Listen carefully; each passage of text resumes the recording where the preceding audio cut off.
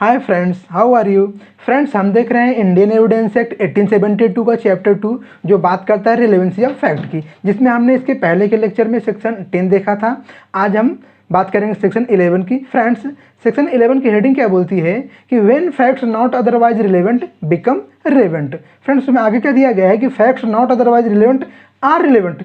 तथ्य अन्यथा सुसंगत नहीं है, सुसंगत हैं।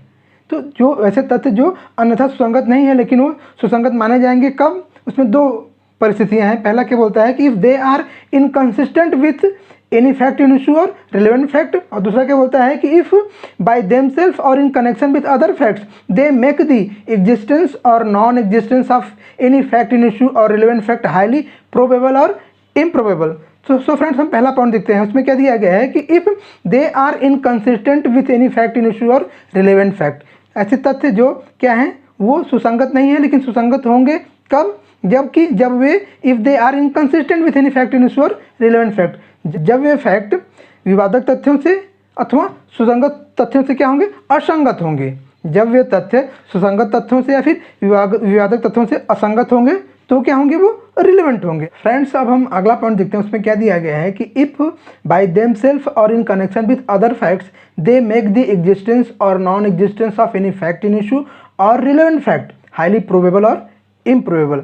यदि वे तथ्य खुद से या फिर किसी दूसरे तथ्य के साथ मिलकर fact in issue or relevant fact के विवादक तथ्य और सुसंगत तथ्य के एग्जिस्टेंस को और उसके नॉन एग्जिस्टेंस को, उसके अस्तित्व को और उसके अनअस्तित्व को क्या करते हैं, हाईली प्रोबेबल और इम्प्रोबेबल करते हैं। ठीक है, तो वो फैक्ट क्या होंगे, रिलेवेंट होंगे। सो फ्रेंड्स, सेक्शन 11 में क्या दिया गया है कि ऐसे फैक्ट जो सुसंगत नहीं है, जो अन्यथा सुसंगत नहीं है लेकिन सुसंगत हैं, तो वो सुसंगत कब होंगे, उसमें दो परिस्थितियाँ दी गई हैं। पहला क्या बोलता है कि वे फैक्ट जो सुसंगत नहीं है सुसंगत होंगे कब, जब वो fact in issue or relevant fact से क्या होंगे, इनकंसिस्ट होंगे, उससे असंगत होंगे, तो वो रिलेवेंट होंगे।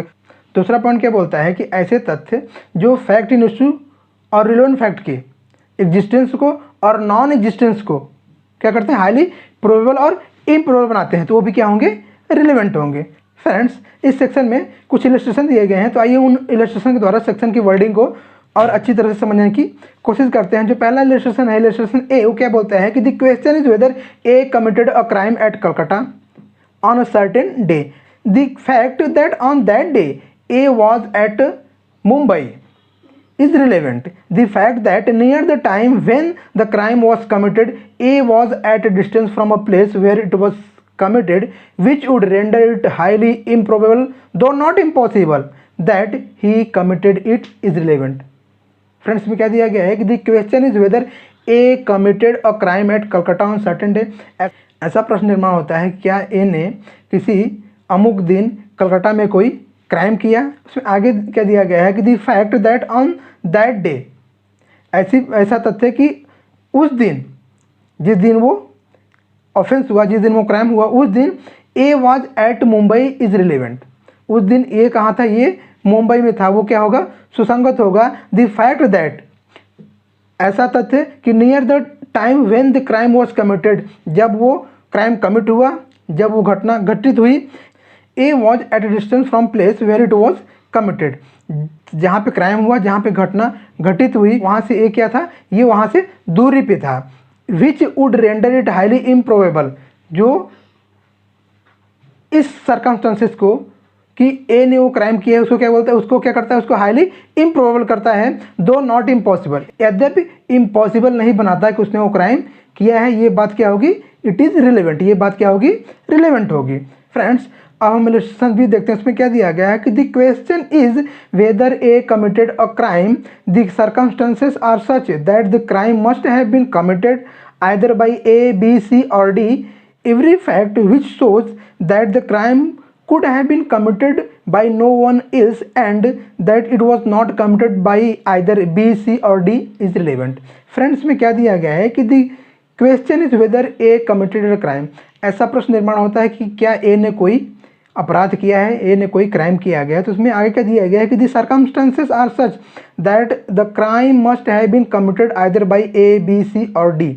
ऐसी परिस्थितियाँ, ऐसे सर्कमस्टेंसेस हैं कि वो जो क्राइम है ए, बी, सी अथवा डी द्वारा ही कमिट किया गया है। आगे क्या दिया गया है कि every fact which shows that the crime could have been committed by no one else।